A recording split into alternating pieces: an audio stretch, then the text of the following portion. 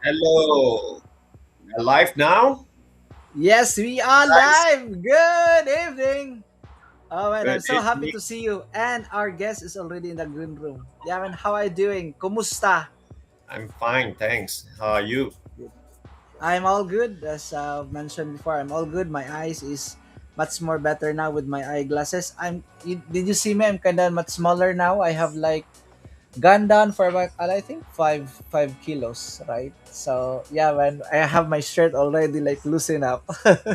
For me, I So think I slimmed down about 10 kg in 2 months. Awesome. All right. I know you travel around, right? So, yeah, man. I think for the next episode, we'll be talking for that one also, right? So, we'll already have our guest present in the green room, the founder of VOUCH Protocol, right? Are you not entertained? Are you not hyped up, right, Good with talk, this right? protocol upgrade, right? We had him on the stage, and right now we are getting some updates and new cool stuff is happening right now.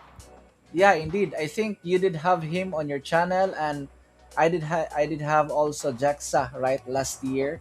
I think Yeah. maybe 6 months, 5 months. I think after the launch of August, right? So yeah, man. I think the founder is there. You could talk to him. He's very responsive, right? He's very responsive. He's just literally his hands is on the boots on the ground, right? The guy is really hands on with the project. He talks to the community, right? So I know there are lots of people talking about Richard Hart coming back on stream.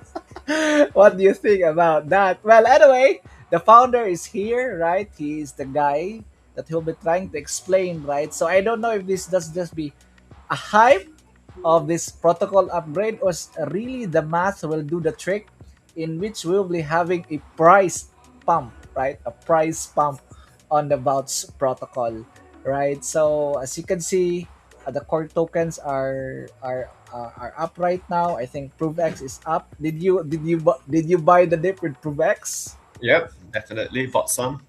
All right. Awesome. Awesome.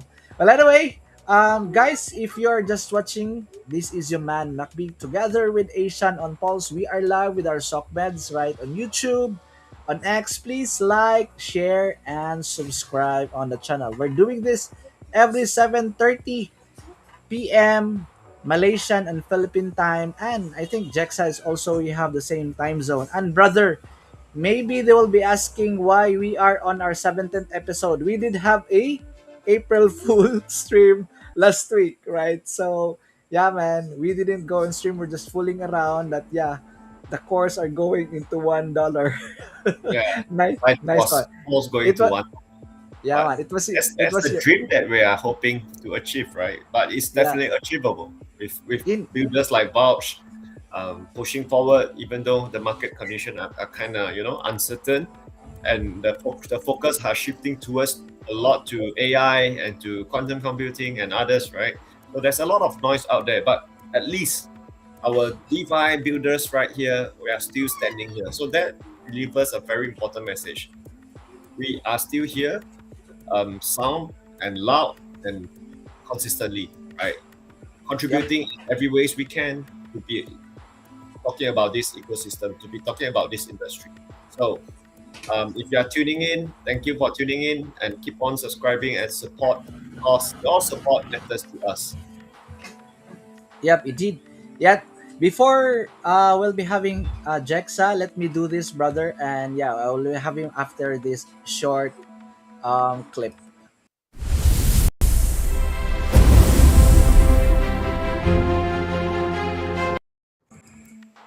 All right, let's have it on stage. None other than Jexxa. Jexxa, Hey, kumusta? hey Tito, guys, Tiyo, thanks for having me Jexxa. on. Have you remembered the term Tiyo Jexxa? It's Uncle Sam. It's Uncle Uncle Jexxa. You keep Yeah. saying it, and I've got to be honest, I've forgotten what it was. That's Uncle. It's Tiyo. It is one of my onboard here. We have a small voucher. I call it the Pinoy voucher community, and he called you on the chat. Tiyo Jexxa, thank you for dropping by. We're just saying hello to you. All right. Thanks for having me. First of all, guys, I really appreciate all the support over the past couple of years. You're always out there. You're in our Telegram chat promoting things and pushing things along and pushing me along as well. Like there's things that you request and I go, okay, yeah, that's cool. Let's get it moving. If the community wants it, we'll get it moving. So I do appreciate all the effort and the support that you bring to the VOUCH community for sure.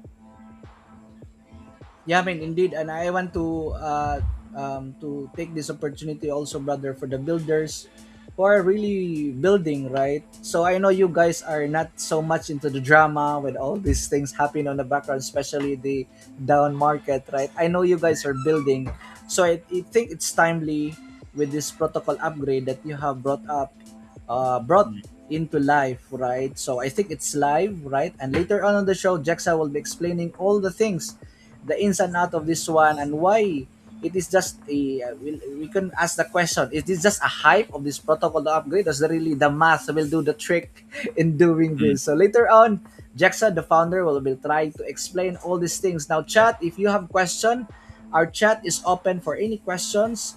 And again, we are live with our Soc.Meds on YouTube, and might as well be liking and subscribing. And we are doing this.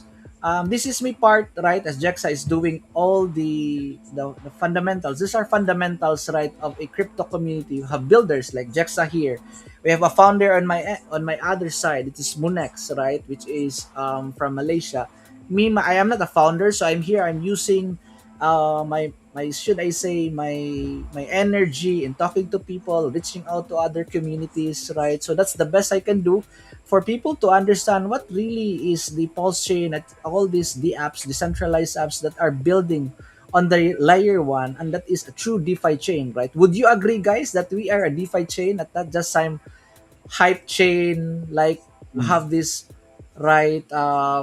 Every now and then you have a like a downtime with their chain, right?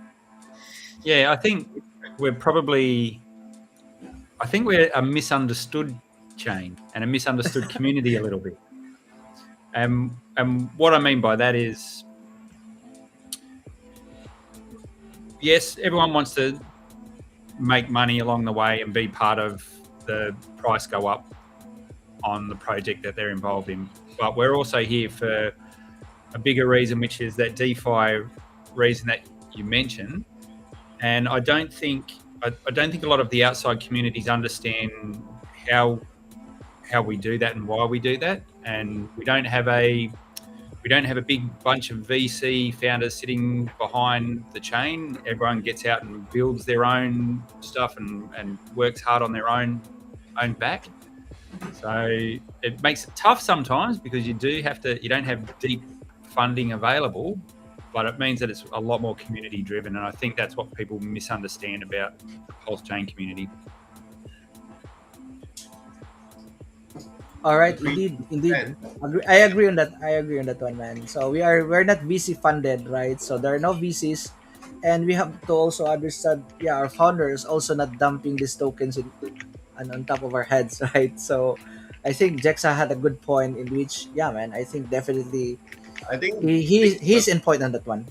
Game will be different somehow in the future, right? Because look at Bitcoin. Back then when it all started, there's no VCs, there's no such grant support from all the individuals or institutions and all, right? So I think eventually we will move towards that, and perhaps when that really happens, we will definitely attract a lot of builders, good or bad, we don't know, but it's to the mass of builders to come up here to build. So yeah, I mean, if you want to compare, yes, we might be more focused on community driven and lean towards a DeFi native chain compared to other blockchains out there. You said something really important, that it brings all sorts to the chain as well. So the fact that it's DeFi means anyone can come and launch something, and that means you get some good things and you get some bad things. But hey, that's what this world is. It's that you don't need permission you don't have to ask permission to build anything or do anything. So we end up with it's an interesting community because we've got people from all corners of the globe Some are here for good intentions, some are here for bad intentions. So you've got a whole melting pot. And that's, like you said, sometimes we get a bit of drama in the community, and in particular with our project, we try and stay out of that. We take the approach, if the chain itself is successful, our project is successful. And if our project is successful, we hope we bring success to all the other projects around us as well. So that's sort of the way we approach the community, and we tend to not get involved in all the clout chasing and drama that goes on, which is, I'm fine with that. Are you not entertained? Yeah, there's some way I did, man. So, but anyway, it is what it is, right? Now let me go. Let me circle back to this topic, right? In which our topic for this evening, guys, is, let me show this on our, no, on our screen, right? So vouch, the price pump, right, with the capital pool, with the capital and standard full upgrade. Why are you laughing, Jexxa? Hey, the price, the as price. a founder, I did not say it's going to pump, okay? All right, I can think you have to do some clickbait on that one, right? But anyway, yeah, man, I think you have to understand what is vouch on the, before going into the question, right? What is vouch on a nutshell, Yeah. mate? Yeah. So in a nutshell, it's liquid staking for validators. What that means is, very much, if you're familiar with Ethereum liquid staking protocols like Rocket Pool, Lido, there's a couple of others out there as well. Effectively, you can stake your Pulse. It gets picked up by validators and put to work validating all the transactions on the chain. And as a reward for staking your Pulse, you get a share of the native yield that is produced by Pulsechain every block, essentially. So you get to participate in that yield. So it's yield without having the risk of being in liquidity pools, trading, or anything like that. So it's a lot more stable sort of yield. And at the moment, I think it's about running at about 10% per annum or something yield on your Pulse. So that's sort of, in a nutshell, that's what Vouch is as the liquid staking component. And what sort of happened over time is there was always a long-term view of, okay, that's great to have the staking protocol, but how can we give the community ownership of the protocol? And then what other smart things can we do along the way on the road to getting governance in place and things like that? So everything we do is about how do we capture the value in the protocol for the users that are participating in it, and ultimately get to the end point where the community is in control of a lot of the settings in the protocol, so that they can vote on what they want to see happen. All right. So thank you for that one, Jexxa. Yeah, Asian, do you have any question for Jexxa? Sorry, I think I would like to get into deep dive to know about the upgrades and all. I already knew what is Vouch since back then we already had a conversation about it. Yeah, so Yeah. I would like to know what was the upgrade about, and the things that piques my interest is only more towards how projects work together with projects. So I always knew that liquid staking validator is a good thing. I mean, if you have liquid Pulse, might as well just put it to work and gain some yield, right? So that's one. Second, I see that there's staking and all available, but I would like to explore next. Maybe we can have it in our private conversation to know what can be done to provide as a yield generator, and as well as because when I look it up, I just had a look up on that screener. I see that Vouch did a lot of liquidity pair with a lot of different tokens, different core tokens, and even peacocks and all. But I understand the point why you pair with peacock as well, because Liberty Swap is also shipping hard and developing hard. They are really doing the pie and burn, and cross chain swap became, I think, majority's one of the top choices to go to Liberty Swap. So they are gaining real fees and real revenue to back Peacock. So yeah, I mean that's my part. But yeah, I think again, like what we said, the spotlight is on Jexxa. Would like to maybe you can share a bit more about the upgrades later. But before that, maybe MacB, do you have any question? Yeah, let me do some public service announcement before going into the topic. It's a very serious one. I just want to point out this on Twitter. I think Jexxa had posted its one also on the VOUCH protocol. So let me share this one, guys. Yeah, with this, all this comes out there. So guys, be very careful on this one, right? So, oh man, what happened to our? Yeah, let me do this on the other side. We'll be on the other side. There you go. So yeah, man, I just want to read this one out. This is a fake.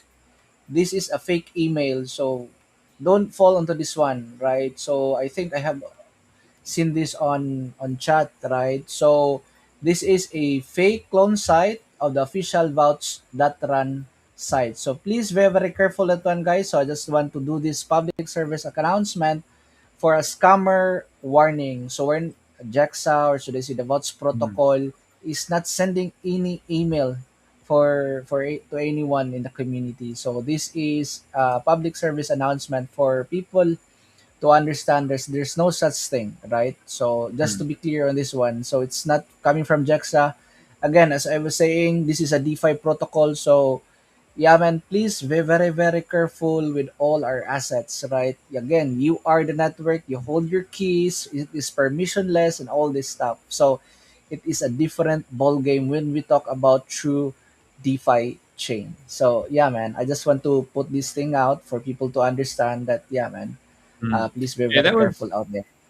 That was an unusual one. You don't often see email as the attack vector on a lot of things on Pulsechain. And I don't even know who they'd be emailing it to be honest, because vouchers, unless you've got an emailing list of people that are associated with the VOUCH protocol, it doesn't make sense. But I don't know how they operate.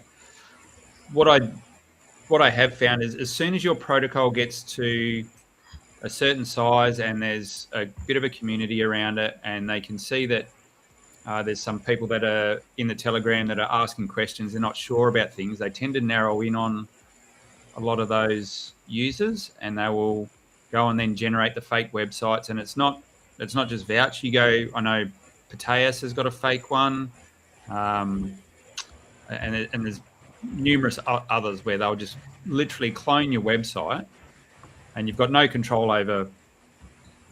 You can't stop them doing that. It's just so easy for them to do that these days. The email thing I'm not too concerned about, because that's a bit of a hard attack vector for these guys to use. They'd have to really be targeting the right users. But what's more concerning is the fake Telegram groups, or people impersonating me in Telegram and contacting other users. And that happens in every Telegram group has the same issue. They try to impersonate the moderators or the admins of the channels. So I think the best thing you can do is you just got to be super vigilant, especially if you're on Telegram. Don't answer DMs and things like that. Like you said, you're in control of your keys. There's no help desk that's going to help you out. If you want to stay safe, stay in the main chat groups and talk with people publicly in those chat groups. Don't go to DMs. Okay, cool. Thank you for that, Jexxa. So yeah, man. Chat. If you have question, please put it in our chat. Yeah, I'll be putting this one on chat. If you have a question later on the show. So is the music all good, brother? Yeah, I was just responding then. Yeah, no, it's heaps better, man. That's really good. Okay, awesome. I have put it. Yeah, man. Cool. Are you gonna show your screen? If I share a screen, that might be the way to go. So just give me a second. I might have to put my glasses on as well so I can see what's actually going on. But sure, actually, you can share your screen, brother. Yeah, I'll just get it set up and then I'll see if I can share this. Let's go. Stay safe from your private. Okay. Come again, brother. Stay safe. I'll put these on and I'll be able to see what's going on now. I feel right at home with everyone wearing their glasses. All right, cool. Right. What I'll do is I'll do a very quick history lesson. I don't want to go over too much, but when we would have caught up last time, we would have talked about this flow diagram. And I won't go into all the detail on it because I'd rather focus on the new things we've got rather than the old things. But the main takeaway from this diagram is the two revenue streams. So we've got validator revenue and token revenue, and I'll quickly touch on those. So the token revenue is basically done on volume on the VOUCH token. So as there's volume moving in and out of the trading on the DEX, it generates the fees, and those fees get put straight back into this what we call our distributor layer, which I'll talk about in a minute, as a form of revenue for the system. So that answers your question about why would we go set up liquidity pools with the core tokens, but also things like Peacock, ProveX, yeah, things like that. So what we're trying to do is, obviously, if you get a token like Peacock and it's going up in value because they produce real revenue, much like VOUCH does. So I think that's a good system to be in. They're getting revenue from their fees, and they're putting that into the token. So for us, that's a bit of a no-brainer. Cool. That's the kind of project I'd love to pair our token with, because it works on a similar sort of way. Is we're bringing in this revenue and it's going towards boosting the token price. So that's really good. And let's say we've got one pool that's really performant and both the VOUCH token and Peacock are going up in value, then it creates arbitrage opportunities between all the other pools we've got. And those arbitrage opportunities generate volume on the VOUCH token. So that's the reason why we do that approach. But we're very particular what we pair the VOUCH token with for obvious reasons. Like if you pair your token with something that turns out to be malicious, or that there's something that goes wrong on that side, then you suffer. Your token suffers, I should say. So you've got to be careful in how you do that. So that's one revenue stream. The other existing revenue stream was the validator revenue, and where that came about from was all the rewards that the validators produce from producing the blocks on Pulsechain. They go back to the Pulse stakers. But what this revenue stream here was from was all the priority fees. So as the chain gets busy and people are paying their gas fees, and you notice how the price of gas goes up when the chain gets busy. Well, if one of your validators produces the block, it gets those, what we call the priority fees. So all the priority fees from these validators is going back into the distributor layer as well. And at the moment, we probably get at least one in every 10 blocks that are produced on Pulsechain. So that's quite a stream of revenue coming in. But there's two big things about both of these revenue streams, and that's that they're both demand-based. So you need volume on the token to produce the fees, or you need people using the chain to get the priority fees. Now, the thing that isn't demand-based is the rewards from Pulsechain. That's a consistent payout. Every block, those rewards are paid out. Doesn't matter if no one's using the chain, those rewards are paid out. The only variable on how much you get paid out is how many validators there are. So obviously, if there's a bigger pool of validators, you get a smaller percentage of those fixed rewards that are coming from the chain each day. So, but if people are staking up a lot of validators, that means there's less supply on the market as well. So it's just a bit of a dynamic that goes on. Main takeaway is these two are demand-based. This one is not demand-based. And what we wanted to do with the next part of VOUCH was take advantage of this and see how we can incentivize the whole ecosystem with something that is not demand-based. So adding something that little bit extra that can help grow the protocol. Any questions on that bit so far? That's a bit of a history lesson. I am all good, brother. All good. All good? All good. Chat, Cool. if you have question, please put it on chat, brother. Go ahead, brother Jex. All right, so let's fast forward to where we ended up. So the main question I was getting, and McBee was one of probably the loudest voices asking for this, was, okay, I've got I'm my V. I'm just trolling to you, brother. So All right. everything I've built is just for him. Yeah, man. I just want to put this one out. I think later on, I love the claim button. Anyway, yeah, man. Go ahead. Okay, so obviously people would deposit their pulse and they'd get given V pulse, and they'd get their vouch off the market as well. So they're holding vouch, and everyone was going, "Oh, great! What can we do with our tokens now?" And I was saying, "Well, just hold them, because you're getting rewards for holding your V pulse. You're getting all the rewards from the chain, and as a vouch holder, you are also getting a payout of a little bit of vouch and a little bit of pulse. So you didn't have to do anything clever with it. It was rewarding you anyway. That's fine, but we think we can make it better. So we went back to the drawing board, and there was wasn't just McBee. He obviously wanted to see the staking, but there was other people that said, "Oh, have you thought about doing this, or have you tried this?" And I can't remember. There was one particular person in the chat that said something, and I went, "You know what? We have thought about a pretty clever approach to that. Let's put a bit more time and energy into it." So the first version of staking, we never released. We went, okay, I don't think it's where I want it to be adding as much value as we can. So that never got made public. We went back to the drawing board and we came up with the concept of capital pools. So I'll have a little chat about how this works, and hopefully you can see where we're heading with it.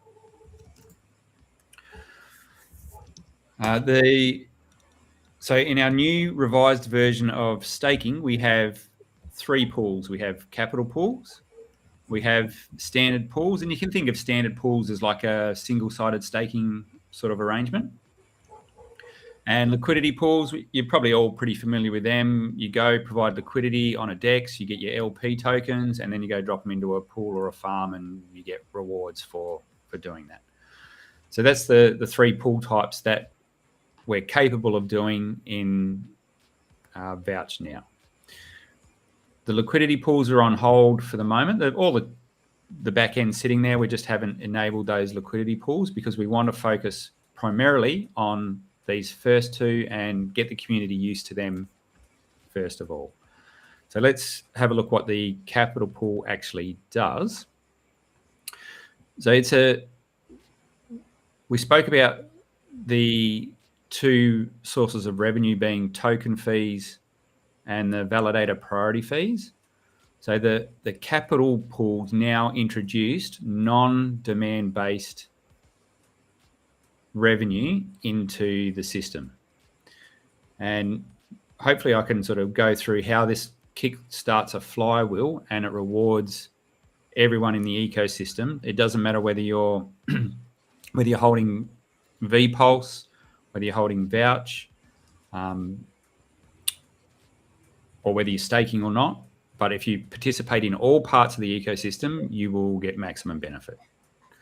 So let's have a little look about how this actually works. So when we bring in these 3 forms of revenue, we are doing buy and burns on the VOUCH token. So if you hold the VOUCH token, you are a beneficiary of that because we're buying VOUCH off the market and we're destroying it, so it will never get sold. And we were doing that really heavily for the last 6 or 8 months. We've burnt over probably close to 3.5% of the supply. What have we got? So 3.3% of the supply has been torched already. So it was a really aggressive burn rate we had with that. We've since tuned that back a bit with the release of these staking pools. But what we do is this revenue all goes to buying and burning, building liquidity in the pools. We can grow the yield you get on VPulse, and that will take a little bit of explaining, but I will explain that later. Holders and reward, so we get rewards for holders and stakers. So not only if you just hold VOUCH now, you get rewards, but if you then stake it, you get more rewards. If you stake your VPulse, you get more rewards. And we also use a portion of the fees coming in here to create more validators, because more validators means more priority fees, and more validators also means more capital yield. So if we keep that flywheel spinning, we're constantly grabbing value from outside of the protocol, so in the form of rewards or fees from trading or the priority fees, and we're building that back into the protocol. Now, some of the cool things that you can do with the capital pools, and I really want to explain this because it's quite important to understand how this bit works. If you're a holder of Pulse and you stake it, you get your VPulse. And if that's all you want to do, that's fine. You just hold that and you will get roughly 10% per annum yield for doing that. So you've done nothing else other than deposit your Pulse and holding VPulse. Simplest way you can use the protocol. If you want to be part of kickstarting this flywheel, you can stake your VPulse. So you pop it into one of our capital pools and you stake it.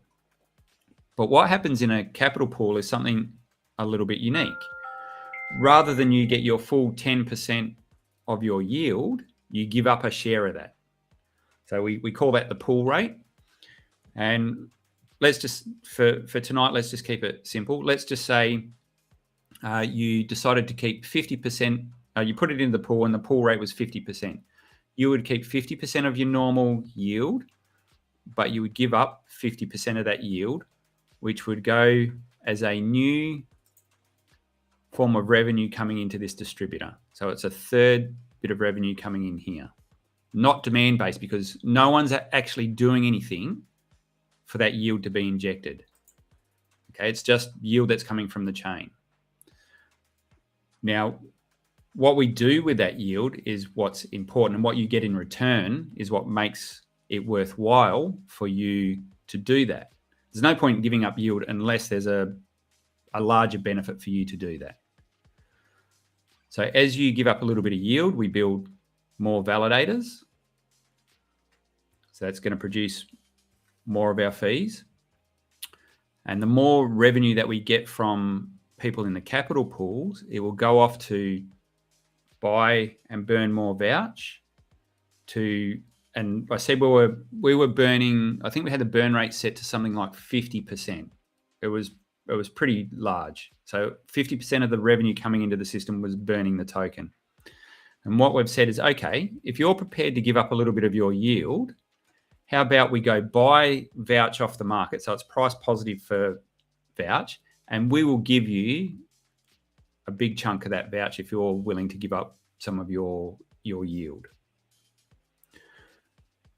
What we think will happen is the rewards because remember, a lot harder to move the price of Pulse than it is to move the price of VOUCH.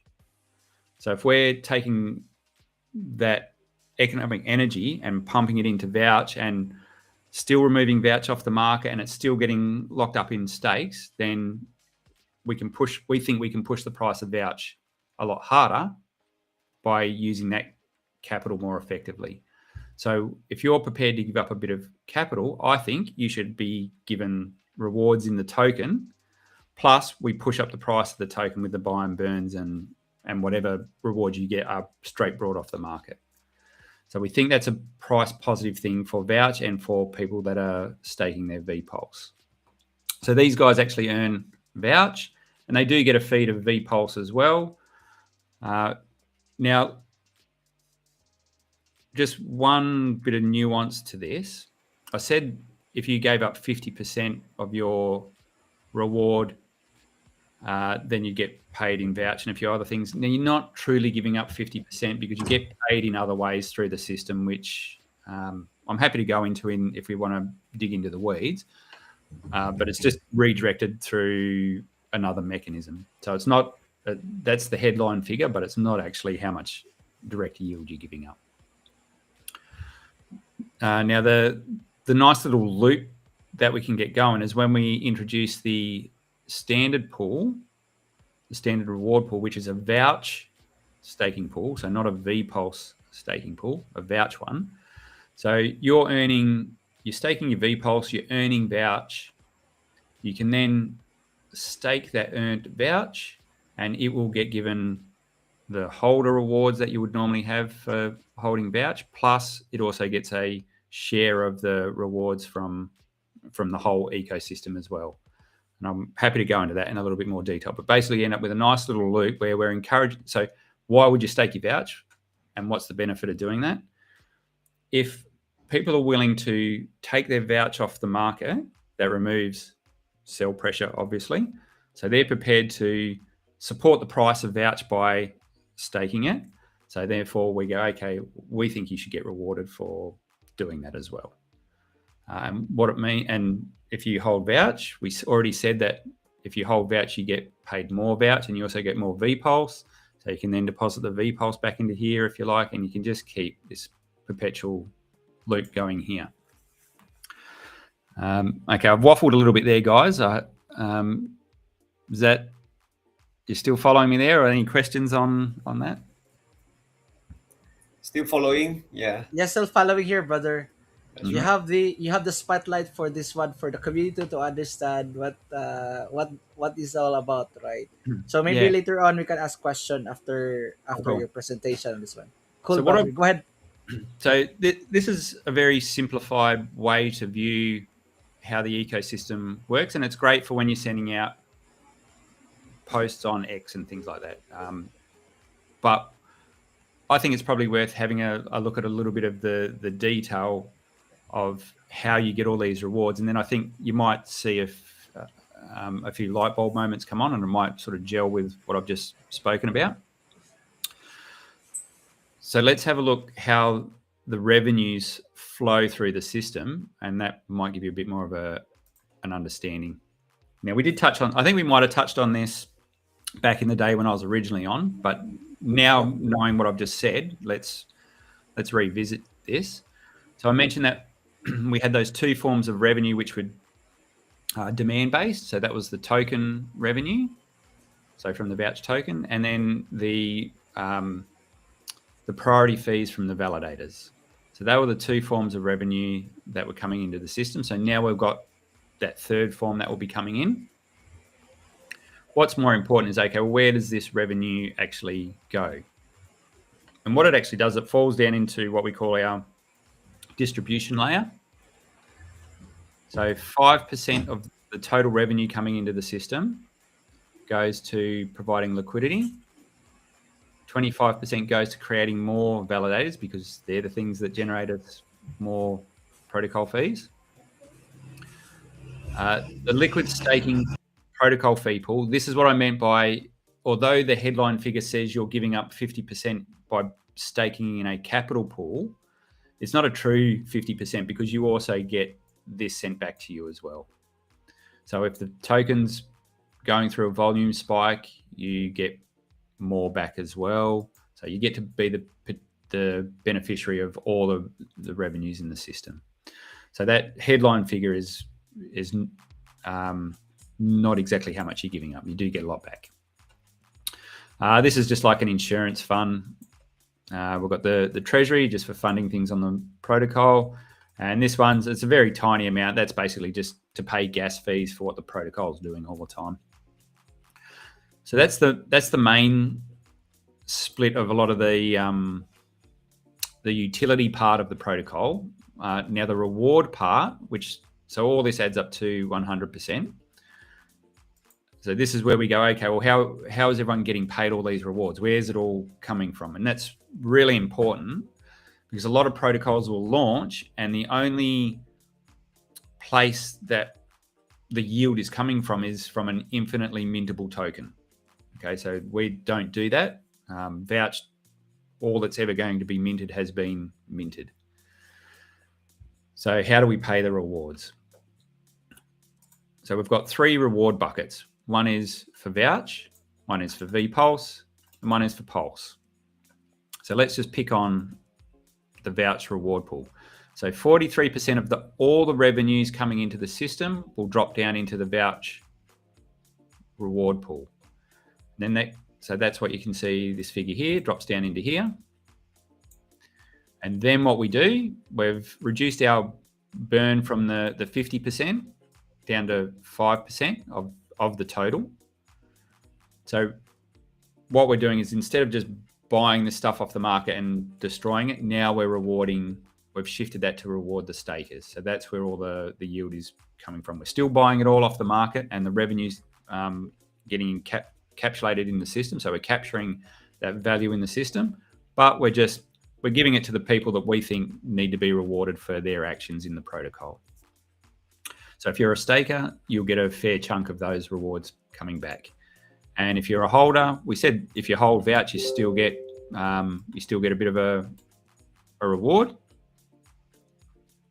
So you'll continue to do that. So that's sort of how we break up the flows in the system. Now we do the same thing. So that's for VOUCH token that's coming into the system. We can pay out rewards in VPulse. So here the stakers are getting a bit of VPulse, and the holders of VOUCH are getting a bit of VPulse as well. On the Pulse side, we can pay out Pulse rewards, but we don't. It's just a feature that's there. If we ever want to enact that, we can. I don't think there's any sense in paying people out in Pulse rewards. They can always, if they want, they can redeem their VPulse for the underlying Pulse anyway.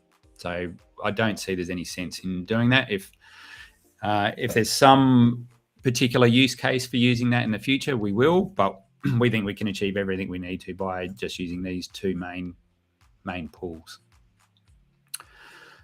Okay, any questions on that, Vid? Does that sort of have I explained that well enough where you can see where the flows are coming from and where they're going to? Yeah. Asian, you have Loud and clear. question? Yeah, it's Alright. clear on my end, Jex. It's mate, it's clear on my end. But I have here on chat. Maybe chat later on in chat. You can ask the question. I have dropped on the Telegram and on our Soc.Meds. So please be part of the conversation, as we will be. You could directly ask the founder himself, Jexxa, on this live stream. Guys, if you're gonna hear muffler sound, welcome to Muffler Town, and you will know that is your man MacB Crypto. So I'm very sorry if you're gonna hear some muffler sound in my background. Anyway, go ahead, brother. Cool. So that's the broader concept of everything we're going. I'll maybe we'll just quickly touch on this. We already have, but just to make it a little bit clearer, with the capital pool, there's two tokens you can stake. One is VPulse. The other one, if you want, you can bring Pulse and stake it, but it instantly gets converted into VPulse anyway. So effectively, it's VPulse that's getting staked, but we do allow you to bring in either token. And for doing that, you get paid out in the VOUCH token and the VPLS token, as we sort of alluded to here, where you're getting, the stakers are getting VOUCH token and VPLS token. So that's how that one works. If you stake VOUCH, removes VOUCH off the market, and once again, you get paid in VPulse and VOUCH. Now, just to distinguish between the two, you get your normal holder rewards. So if you just were holding VOUCH in your wallet, you'd still get those rewards, but you get more rewards if you stake. And we shuffled around. We did tweak the numbers a little bit. So if you're just a holder now, you do get slightly less percentage, but we hope everyone will come and make use of the staking. And if they do, they get a lot more. So on a net basis, they end up well ahead. And even if you just continue to hold, but we get the other people come in and stake the VPulse, or you come and stake your VPulse, we think you'll end up with a slightly smaller percentage of a much larger figure. So I think even as a holder, you would be better off anyway. And then the LP pool, pretty straightforward, like I mentioned. If you, let's just say you provided LP on the VOUCH Pulse pool and you had LP tokens, you would bring and stake them, and then you would get a share of the VOUCH and the VPulse that are going out to the staker pools. So that's pretty much the three things in a nutshell. Where we can probably go from here, and what would be nice to use maybe the rest of this session for, is to show you a bit of the user interface on how you interact with the pools, and more importantly, just talk about how we migrate, because a little bit of history. We launched the pools, the first capital pool, probably a week and a half ago, I think it was. And technically it was all fine, but one thing it was doing incorrectly was miscalculating the rewards. So we had to actually try and get everyone out of that pool so we could relaunch a new pool. That proved to be a little bit harder than what we thought. We had 2 or 3 people that were just, for whatever reason, weren't contactable, and we couldn't get them out of the pool. So we've had to relaunch the pool. So we've got to show you guys how you can get from the old pool to the new pool. It's pretty straightforward, but it's just made things a little bit more convoluted than what we would have liked. But I'd rather do things safely than try and do workarounds. So that's the position we're in. So we're as of today, we're in a position where we can relaunch the capital pool. It's been on pause for about 5 or 6 days, but we're ready to go again and get this back up and running. So maybe I can sort of talk about that a little bit. And you may have some questions about that. I don't know if you want to fire any questions about that particular process at me at all. Sure. I have a question on that one. Um, you have mentioned about, yeah, on the capital pool, right?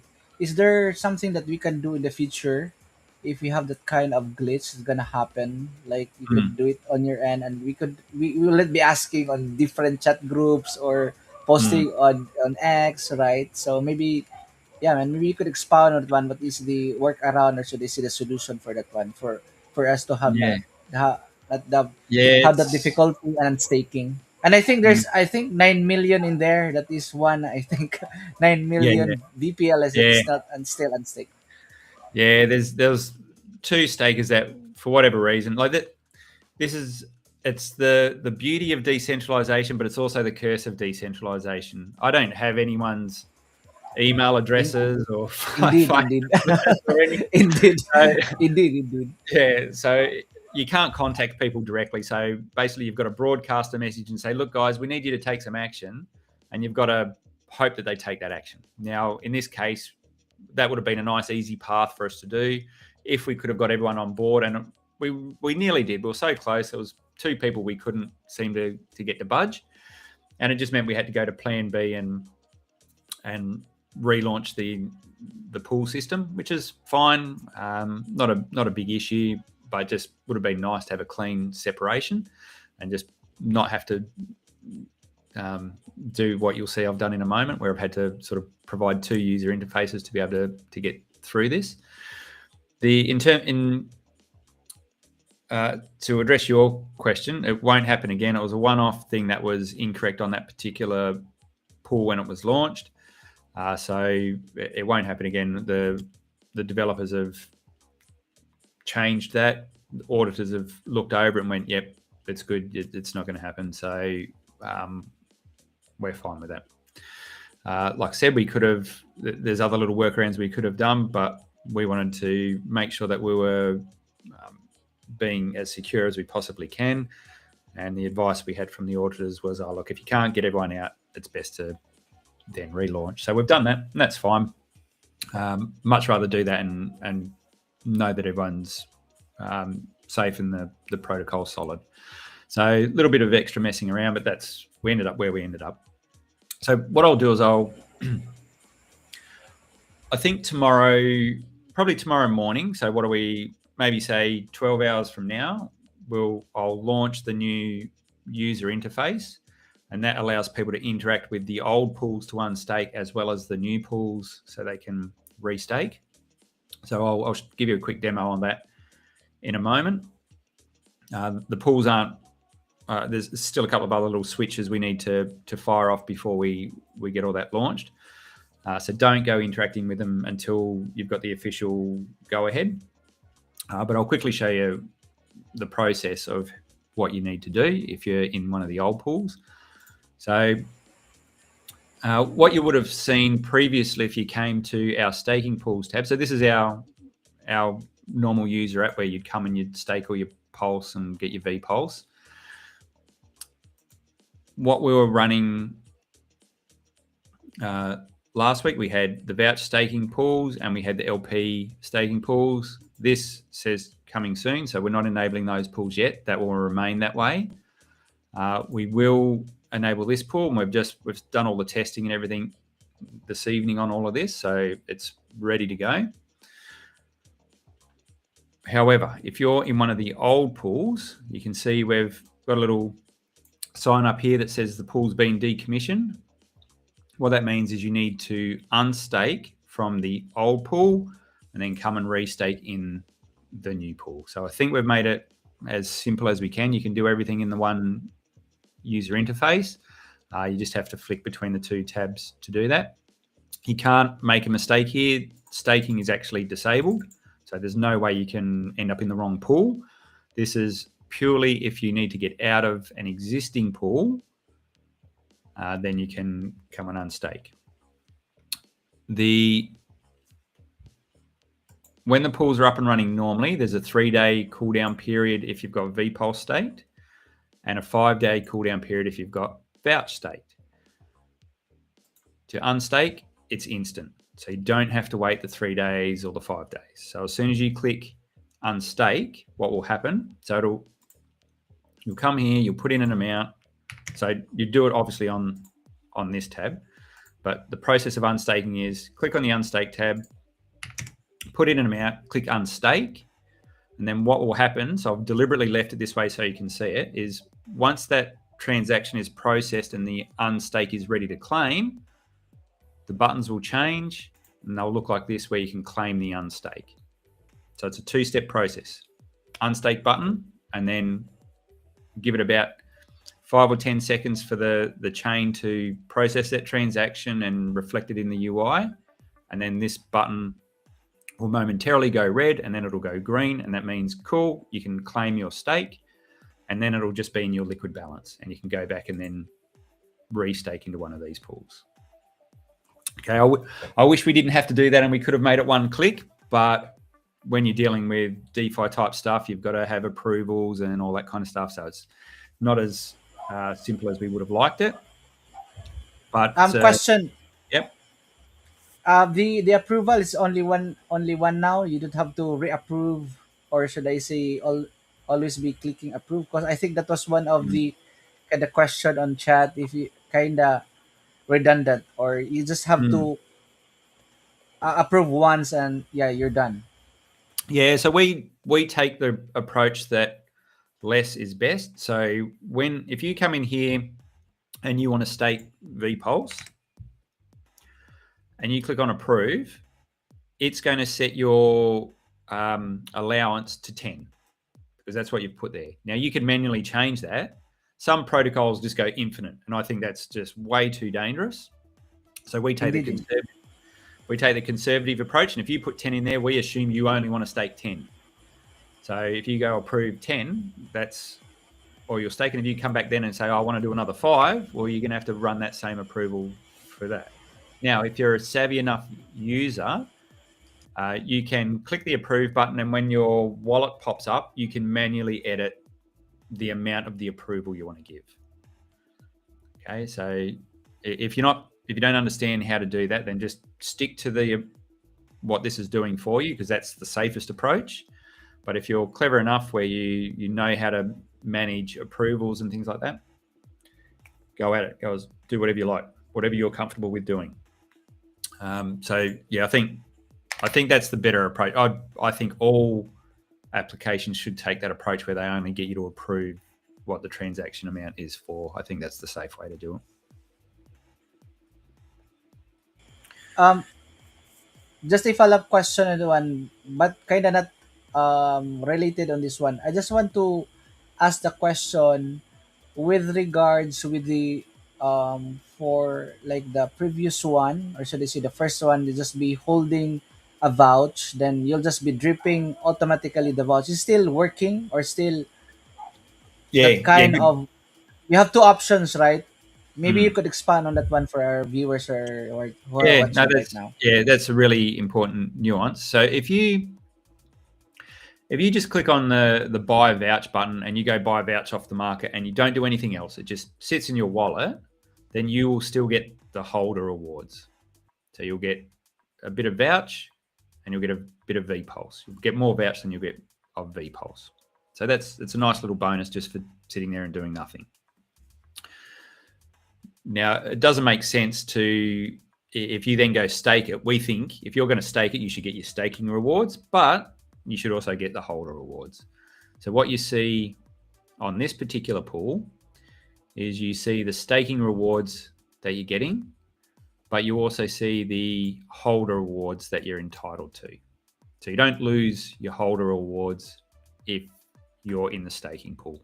You actually get to double dip. You get to keep your holder rewards and you get the extra bonus of the staking rewards. I think that makes sense, and we want to encourage people to take advantage of the staking pool, so we're making sure we incentivize people to do that. So as you're earning VPulse and Vouch, you can claim those rewards, and let's say you earn some VPulse, you could come over here and stake your VPulse. And as you're earning your VPulse and your vouch from here, you could do the same thing, claim that and get the vouch and put it into the stake over here. So that was that loop that I showed you. Where was that? That was that loop I was saying you could do. So as you're earning your rewards from the various pools, you can deposit them back in the other pool. And if everyone's doing that, we're keeping this flywheel generating more and more, and you're locking up supply. If you're putting it in here, then we're putting buy pressure on vouch. You're getting paid more vouch. So there's a nice enclosed ecosystem that we're building, where we're capturing the value in the ecosystem, but we're doing a little bit more than that, because we're getting revenue streams that are coming from outside of the ecosystem. So the yield from the chain and the priority fees from the chain are getting injected into the ecosystem. So it's a closed loop that contains the value, but with a feed of more value coming into the ecosystem. Yeah, thank you for clarifying on that one. So I think we have here a chat. I think he was mentioning about the flywheel that you were talking about, right? So, or the water wheel turning, everything should compound on itself. So thank you so much, Retrostatic. Hi. Yeah, is that Retrostatic? Hi. So I think, yeah, man, thank you for dropping by on chat. So chat, if you have question, please put it in chat. We are live with our Soc.Med on YouTube, on Facebook, on X, right? On our page, on my end, right? On my page, that is Hex Philippines. So again, if you have questions, so we have Jexxa here on the show live. So if you have question, please put it on chat. All right. Thank you for clarifying on that one, brother, for the holder and also for the people who are staking it. Yeah. No, so I know there's a lot of moving parts to Vouch, and that's why I try and do the simplified diagrams to just get people to want to delve in a little bit more and understand what's going on. There's some really cool things we can do in the ecosystem depending on what's going on in the broader crypto space. So as we move through different market transitions, we can increase whether we're burning more vouch or adding more to validators, or like we've got giving more rewards. There's so many different things we can adjust, and that's where I want to be, is having the community make those decisions and vote on those sorts of things. Like you said at the very beginning, we've been in a pretty rough patch in terms of the whole of crypto. It hasn't been the most buoyant of times, but there's still a lot of people that are still building things out on the chain, and it can sometimes feel like you're putting in all the hard yards and nothing's happening. But all this stuff that we're building now, when we get the good times come around in the market again, that's when you get all the benefit from all the hard work that you've done over the bear market period. And it's not just Vouch doing that, it's the Liberty Swap guys, Pateus, the Vault guys. Like I know there's heaps of Switch, Switch, yeah, Switch. Yep, big yep, Switch. yep. There's so Brendan. much building going on. Munex also, brother. Munex. Yeah, Moonex. Like this, that's the beauty. Like everyone's worried about this little bit of drama they see on X, but what they're not focused on is how much value is getting built into this chain. I think it's is it the ramp now, guys? There's a whole bunch of things that are getting built. Like we've got all these cool pieces of the puzzle, and when you get a day like we had today, where you see Bitcoin bump up a little bit and ETH bump up a little bit, you see everything else kick up as well, and you go, okay, so we're in that period of the market where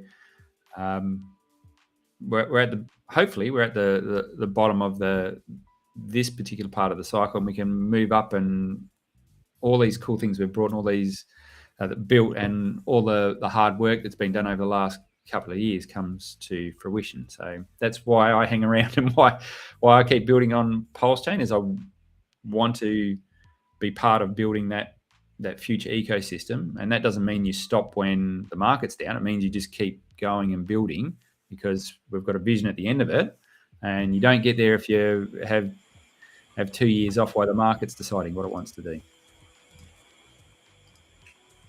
Yeah, man. Nicely said, brother. Nicely said. I have a question here on my Pulsechain newbies. Yeah, I have a Pinoy question. So, Tagalog yung question, right? So, possible kaya, sir, mag-buyback? He's asking if is it possible to have a buyback on the VOUCH protocol? So, that's the question. Big shout out to the Pulsechain newbies here in the Philippines. Thank you so much for the question. Yeah, so is there a buyback on the VOUCH token? Yeah, I think so. That's the question. Yeah, Yeah. that's the question. He's asking if we can do a buyback like Peacock is doing. Yeah, that's exactly what we do, and we've that's how we've burnt 3% of the supply. We're not just torching the supply. We're buying it off the market and then burning it. So all that is positive for the price, because you're first of all you're doing the buy, and then you're actually destroying it. And what the pivot we've made with the release of the capital pools is less about just burning it all. We still want to buy it, and we'll continue to do that. But rather than just burn it all, we're pushing it to liquidity pools. We're rewarding the stakers. So rather than just destroying that vouch, we're giving it a use case where we reward the stakers. In the capital pool in particular, they get heavily rewarded because they're really important. If they come and stake their VPulse, that means they bring in more economic energy that's not demand-based and pushes the price of VOUCH up, because we've got rather than our 2 demand-based streams, we've got this third stream coming in, which will just keep buying the price of VOUCH off. And we hope, we've done some modeling on what percentage of VPLS holders we would like to see in the staking pools. And look, if that's successful and we get people want to come and participate in that, that's when that flywheel really starts to kick in. And when you can see VOUCH go up in value, irrespective of what the rest of the market is doing, we think people want to come and get rewarded in the VOUCH token. So it's important that if we can get, rather than just destroying the supply, let's use it in a better way that encourages the kind of behavior we want to see in the protocol and get people supporting the protocol. So that's the whole approach we've taken with these new staking pools. There's no point having staking for the sake of having staking. And that's why we held off on the launch of the staking pools. Unless they have a way of building value into the ecosystem and attracting value, more value into the ecosystem, there's no point doing it. So that's the whole reason why we've done it. Is we want to build the value for anyone that's part of VOUCH. Okay, thank you so much for that one. So yeah, Pulsechain newbies, yung I'm speaking in my language, yung tanong nyo is yung VOUCH protocol is practically buying from the market and burning or torching it or torching it or burning the token. So there you go, Jexxa. Mhm. You heard directly from Jexxa. So there's really a buy and burn off the market. You're gonna buy it off market, then torch or burn that supply. Thank you so E- much for that one. Even adding to a liquidity pool is effectively a buy off the market. So if we're bringing in Pulse into the distribution layer, and then we've got to be able to put that into a liquidity pool, we've got to then take at least half of that value of the Pulse, go buy the vouch to match it with, and put it in the liquidity pool. So even adding to liquidity pools it's price positive for vouch because you have to do that trade. Okay, we have another question here on chat on Facebook on Messenger. He's asking if Vouch could be more vocal on X, or should I say much more um omnipresent like Peacock is doing. Yeah. Yeah. The short answer is yes, we definitely need to be. I guess I'm heavily involved on the tech side as well, so I spend a lot more time on the tech than probably I should, getting messages out on X. But hey, it's The a community. marketing. Yeah, it's a community effort as well. So and that's what I was giving you a shout out before. Is you're very vocal on X and constantly tweeting, and it would be great to see other community members get out there and do that as well. It shouldn't be purely on the team to get out there and do that. This is a community, so I encourage anyone, if you're part of it, get out there and make a little bit of noise, and we'll give you retweets. And but you're right, more presence on X is important. I think what we've found in the current market, X has gone pretty quiet. I think a lot of the views are down, even on YouTube and things like that. The views are down across the board. Now, that's not an excuse. That's just where we are in the market. And maybe that's when you need to be pushing twice as hard as when it's quiet like that. You probably should be making more noise. So, yeah, take that on board for sure.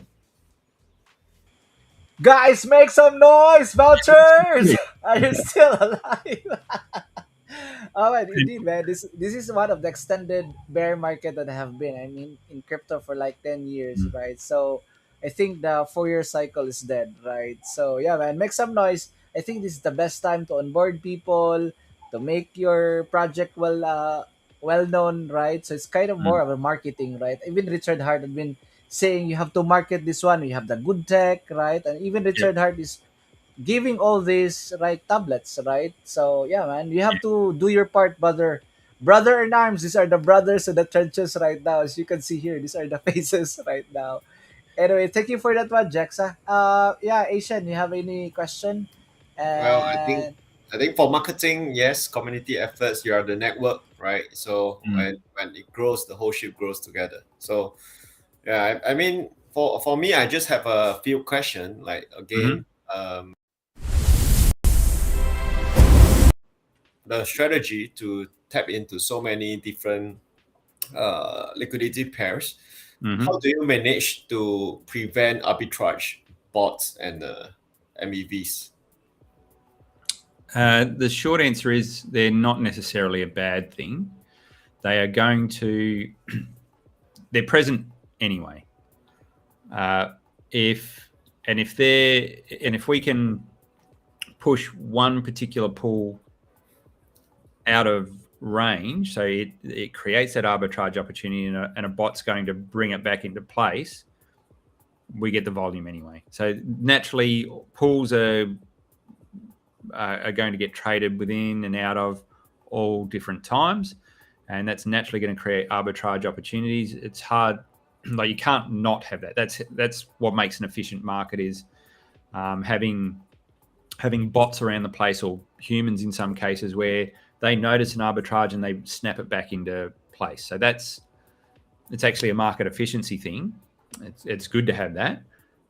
What we can try and do is just maybe push a pool out of balance to force a bit of arbitrage and get those volumes. Now, obviously, you don't want people taking a big hit on slippage and getting like a MEV attack. Like that's a different story. If someone's doing a silly trade, they don't realize, and we've seen it, some really big ones recently where I think some guy was buying Aave or something like that and took a haircut of, I think he'd done something like a $50 million trade and got It was kind of say it again. 50 million, yeah. It was a 50 million and he got like... He got like 600 grand back for it or something, didn't he? Yep, indeed. It's crazy. Indeed. So for USDT. Yeah. So that's obviously not cool. Like losing 50 million on a trade is not what you want to see happen. Obviously, that's an extreme example, but but that comes down to user experience as well. If a user, if they're clicking a button that says they're going to do 98% slippage, then you've got to wonder why they're doing that. So that the MEV thing's a little bit different. What has just launched on Pulsechain is a block builder, and I think I need a little bit more time to sit with, okay, is that a good thing or a bad thing? Should our validators participate in building blocks, like using a block builder, because that is then ordering transactions to extract that MEV. Once again, there's good and bad in that. It's going to get extracted at some point. It just comes down to who's the extractor. It's been nice not to have that on Pulsechain, because having block builders does introduce the problem they had on Ethereum was the OFAC compliance. So if the US government comes and says, well, we want you guys to not process this type of transaction, then they can go after the block builders. So that wasn't a good thing. So it's been nice not to have that on Pulsechain and not have that concern. But as Pulsechain gets bigger, we're based on Ethereum, we're going to have to deal with that. So yeah, that's still an emerging thing for me. I'm still thinking about that a little bit. I don't know if you guys have any thoughts on that. I mean, at the end of the day, we are trying to drive more revenue so that it can reward to the ecosystem, right? So something that have always been on my mind is that how can we bring yield, steady yield, and decent yield from maybe like Ethereum back to Pulsechain. Mm-hmm. Yeah, because like Aave, like Pendle Finance, there are so many yield generator that we can actually look into and then bring it back to the Pulsechain holders. Yeah, so I think it's cool, and it can be done with like a collateral or a leverage kind of play as well to correct.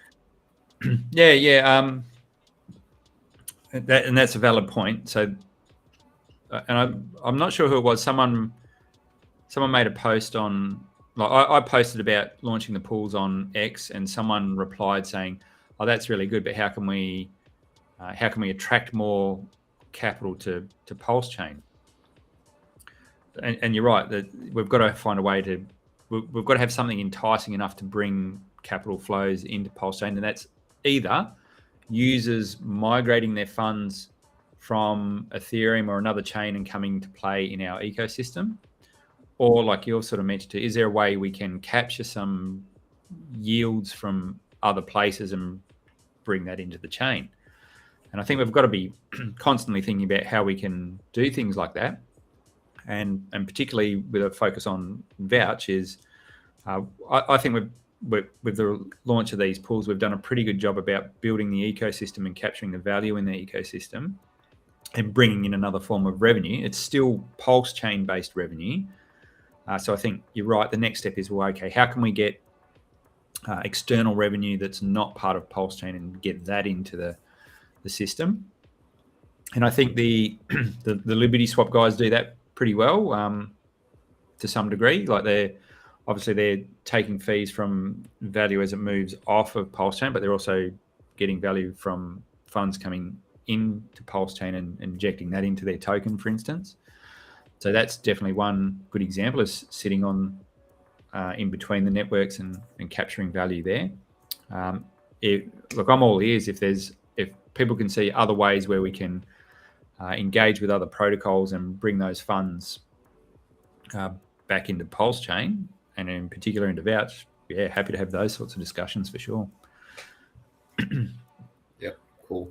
I mean, it's more of a extra option for holders, whether it's vouch or any, like let's say I own a lot of Pulse aside from staking, to just the yield that we are just being able to earn from the current validators. But Yep. we still hope to drive extra revenue from elsewhere. So Yeah. because at the end of the day, I would say majority of the people who are doing the stakes or involving, a big part of them are not so, I would say, more delayed gratification kind, but um, that leaves us the position to find out more decent yield from trusted and safe protocols to bring it back to them for people who wants convenience. I would say they maybe hold Pulse, they hold ETH, they hold stable coins a lot, right? They would want to get their assets to get into work. Just that I think at the end of the day, can Vouch become something like a Vouch vault aggregator where you provide stable yield, you provide different yield for different assets, and at the same time they are able to become a holder of Vouch and VPulse, you know? Yeah. So that is one direction that definitely. Yeah, and the underlying technology that Vouch was originally built on, so the liquid staking component of it, that does actually do that. So they, the Staffy guys, they have staking on not just Ethereum but on other chains as well, and that flows back into their protocol. So that's all possible. Basically, what that comes down to is you've got to be able to fund all those developments, and you've also got to find the opportunities how you can do all that. So if you can find the opportunities, that's half the battle. Then it's okay. Well, now we've just got to put in the work to develop the tools and the connections to go cross chain and do all that sort of stuff. And up until I reckon the last 2 years, cross-chain stuff's been quite difficult. I think that's actually getting a lot better now. I think there's a lot more tools that allow you to do a lot more cross-chain stuff and interact with protocols and things like that, cross-chain. So that's good to see. I think that's going to open up a bunch of opportunities. And if you've got something that you've got in mind, yeah, more than happy to sit down and see if there's a way we can make it work. Yeah, I mean, it's pretty much something some of the builders in my region that they are exploring into this, basically. Yeah. But again, another difficulties that I have faced for Pulsechain is that we are lacking some infra to actually support all these works. Yeah. Yeah, it's definitely it does make it tricky, because obviously if you're on Ethereum, you've got the benefit of the last, whatever, how many years they've been going now? I can't even think, was it 16 years or something ETH's been around? And it is still, to this day, outside of Bitcoin, it is the largest pool of liquidity in crypto. If you're a company of any size, you've got to choose a chain to build your infrastructure on, most people go to Ethereum, or if you're like an exchange like Base or anything, you're doing on the layer 2, which backs onto Ethereum. So a lot of tooling that's 1.5 decades of tooling that's been built on Ethereum, and what the bigger thing is on Ethereum is the amount of VC capital that sits on that chain. That's what makes a massive difference. And if you know anything about that world, they have their incubators and things like that. So if you start a project and you're brought under their umbrella of a particular VC, then you'll instantly have all the connections and tap into all their network, because they want to see their next project flourish. So the best thing they can do is connect you to all their other partners and businesses. So we do things a little bit different on Pulsechain. We don't have that VC network, and I don't know that. One day we might. It's a double-edged sword. I like that everything's done by the community on Pulsechain, but it just means you don't have those deep pocket companies coming and investing millions and billions into development on the chain. I hope that we can build enough of a community and we get a good rally up in the market and things start to flourish for Pulsechain. And when the people that have been in early start to actually generate some wealth from it with projects they've invested in and built in or built for the chain, and value grows, then that frees them up to invest more funds into the chain as well. So you look at people like Eric Voorhees and all those early guys that got into Bitcoin early and ETH early, and the reason why they're able to do very large things now very quickly is they got the benefit of the value of the original things they built growing substantially. So when you're in a position where you can do that, that makes a world of difference. So if you've got a bit of a war chest of capital, we can do some pretty cool things. If we can build out what we've built out without VCs here, imagine what we can do when there is a lot more wealth flowing through on the chain. That's right. Pulsicans, let's be more friendly with the VCs, guys. Oh man, you don't have to shit talk all those people in Ethereum, man. I see a lot of them. We should be encouraging them to move into this one. Yeah, as Jexxa had mentioned, it is a double-edged sword for us here in Pulsechain since we don't have that VC, right?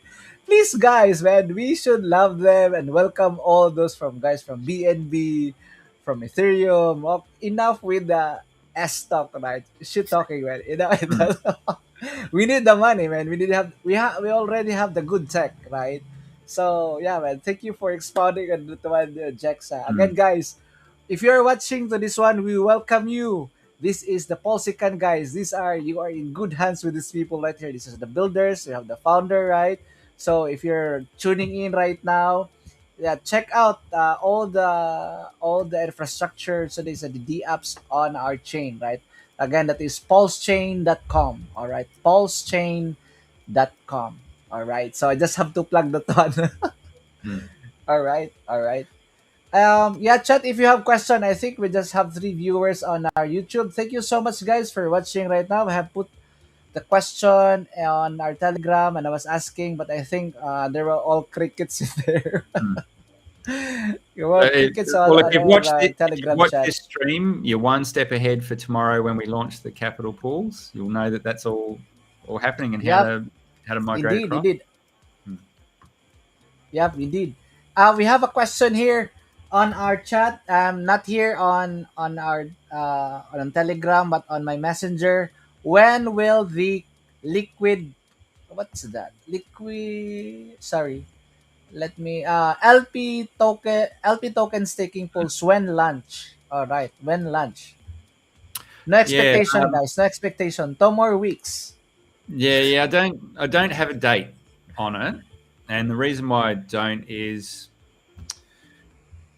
obviously I want to see the capital pool get up and fired up, and I don't want to distract people from that core purpose.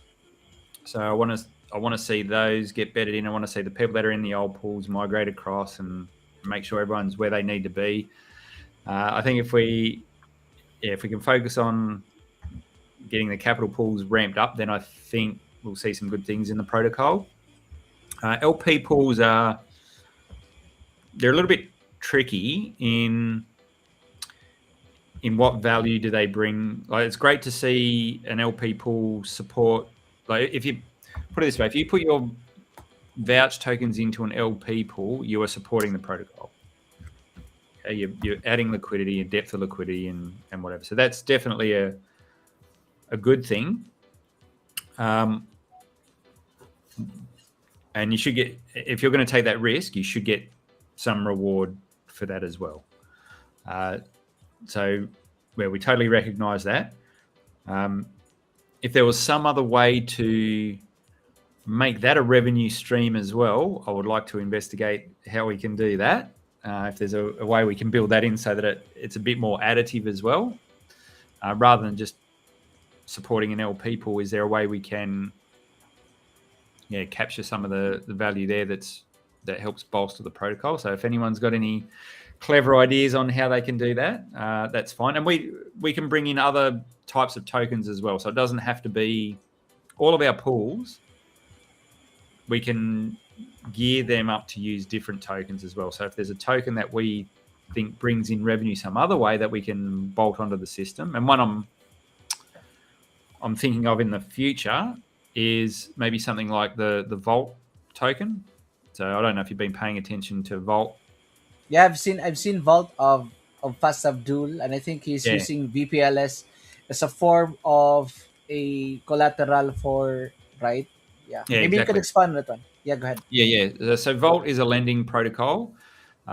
It's a multi-collateral lending protocol. So you can put VPLS in there, Pulse, one of the other staking protocol. Their liquid staking tokens are usable as well. But the good thing is there's some underlying mechanics which I've had a lot of discussions with the VOUCH team in the background, and I know what they're trying to do. And they've got some really good ideas about how their protocol is going to work. So I'm excited to see that come out. I'm lucky enough I've had a chance to have a look at the front end and can actually do a bit of testing and staking on that. Now that's something I think is worth. Okay, well, how can we take what's happening on VOUCH and bring that across to the LP pools or something? Is there some cool things we can do there where we use maybe one of their tokens that bring in revenue? So I'm just whilst it's nice to have the LP token staking there, I want to explore that a little bit more before we get it out. What I don't want it to be is be extractive of the system. If I do something, I want it to be additive to the system. Does that make sense? Yep. Yeah. %. Yeah, let me go on chat. Looking forward. Rhetoric mentioned looking forward to tomorrow. Indeed. Me also. I think we all are, right? So again, it is retrostatic. Sorry, not rhetoric. Retrostatic high. Stake your farm token and dedicate some of that revenue to vouch. Indeed, good point there. Yeah. Retrostatic. Indeed. So this is the Vault 369 of Fast Abdul. Fast Abdul, maybe you could hook me up with Fast Abdul. We could have him on the Yeah. channel. That would be awesome to talk for builders. Yeah, for sure. He is probably one of the most active people in terms of streaming. So yeah, I'm sure he would have no problem jumping on and having a chat about all things VOUCH and just having a general chat with you guys as well. Yeah, man, that would be awesome. Cool. I think he's there for the tech, right? He's there for the tech. I'm here for the tech. I'm here for the tech. Okay, so he's one of the people that I know is working hard through this bear market and building things, and I'm lucky I've been able to have a lot of conversations with him, and I know what he's up to. So he's putting in the hard yards now, and I think our protocols will work quite well together. There'll be a lot of synergies there. So I'm looking forward to when that gets out in the wild. And same with the Switch guys. They're busy in the background. So there's lots of cool stuff that are coming, and you'll see that on our user interface we integrate with Switch as well. So when you go to the buy vouch button now on our UI, it'll bring up the Switch dialogue so you can trade through. Sorry for that one. So yeah, Right. sorry for the habal for the background noise, guys. This is embarrassing. So yeah, go ahead, Jexxa. Seriously. So that little this mode. is the So that's supporting the Switch guys. Switch guys. All right. And actually, okay, here's something for you. So that is additive to our protocol as well. So the Switch guys enabled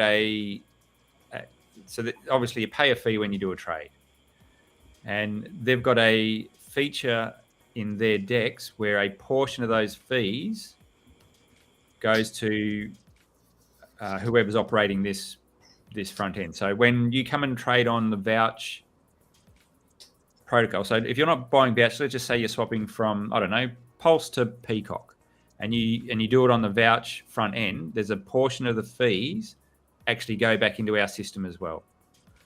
So if you want to support Vouch, you can come and trade using the Switch UI, and that will inject a little bit of the fees you pay will go back into our as a form of revenue into our system as well.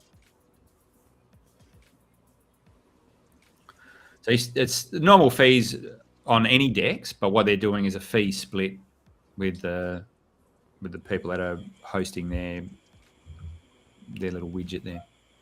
Yep, indeed. So Yeah. you guys, you're watching right now. If you have $1,000, you could buy around 86, close to 87 million vouchers of the moment, right? So yeah, you could. You don't have to go to another tab, right, or to another should I say URL. You could directly buy on Vouch, right? You have the dashboard, you have the stake PLS, withdraw, dashboard, staking pools, and you could directly buy Vouch using the integration of the widget integration of Switch of Brandon. Yeah, man. So these are the guys that we want to talk on Pulse Asian TV.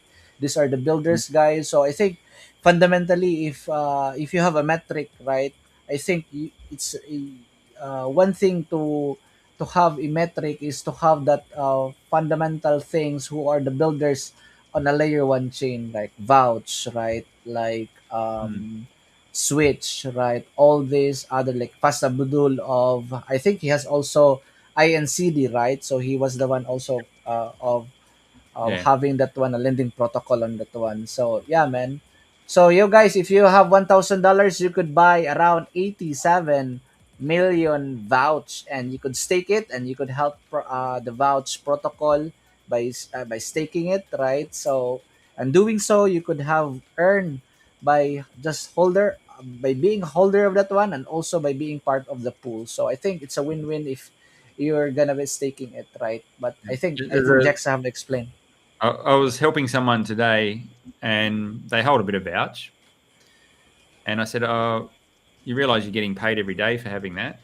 And they didn't. And when we went and checked on their transactions, it was just you could see this stream of income just coming in. They weren't even aware that they were getting it all. So yeah, nice little hidden benefit. Yeah, indeed. I think they were asking is where does the yield come from, right? So I think Yeah, where does it's a good that's the most important question to always ask. If yeah, people can't indeed. see where it comes from, you've got a problem. Yeah, indeed. If you don't know where the yield come from, right? So it's a good thing that you have like an uptick, right? You have a uptick with the vouch. Oh, sorry, I have a power outbreak here, brother. I have Uh, a oh man, that sucks. I have oh man, I'm very sorry. I have to turn off my video. I have a power problem here. So anyway, guys, chat if you don't have any more question. Yeah, I say, oh man, I'm literally off right now, brother. yeah, Just a don't worry, suck, John. man. Thanks for having me Yeah, on, man. guys. Yeah, No, just man. nice. We were talking about. Oh, I have a power back. Ah, thank God. I have a problem here, right? So I have a problem. Me and Asian were talking about him and how about the prices over there? Are the fuel prices are skyrocketing, right? And let me go back. If you are into mining and you have a problem like here in the Philippines, better use Vouch by having a liquid mining protocol like Vouch. You don't have to mine it yourself. It's very hard, especially in areas in which we have that constant power outage. The practical thing that you can do is use Vouch, liquid mining. You don't have to understand all these in and outs, all these technicalities. Just use the Vouch protocol, and in doing so, you will be having a yield in the form of VPLS and also Vouch, right? So less problem. So there was a one asking how can I be part of the because personally, I was planning to have also my mining rig, right? So I think it's Mm. it's hard for me if I don't have a solar setup, right? So we have a very big problem with the fuel crisis that is happening, especially with the na, right, Yeah. the war in Iran. Sure. Yeah. So we have a problem with the Strait of Hormuz. That's the strait in which the fuel coming in here in Asia. And I think Asian, they have a good, I think, Mm. they have done with the government, since they're doing some subsidies around here. You could buy around, I think, how much that one in dollars, I think close to $4 a liter. That's expensive. You could buy that land for $2. We have doubled it, right? Mm. So yeah, man, I was talking about the power failure, and yeah, man, it's a good thing, especially if you want to earn some yield, right? Mm. And I think one thing to consider is to go online, to use blockchain technology, in which you could earn literally passive income, right? So Yep. I know SEC is kind of, the SEC, right, the Mm. regulatory body is kind of, they're like not saying the passive income, but that's the Mm. reality of it. You could literally earn a passive income by just holding vouch. If you don't want to stake it, you could literally be dripping vouch that will be directly put Mm.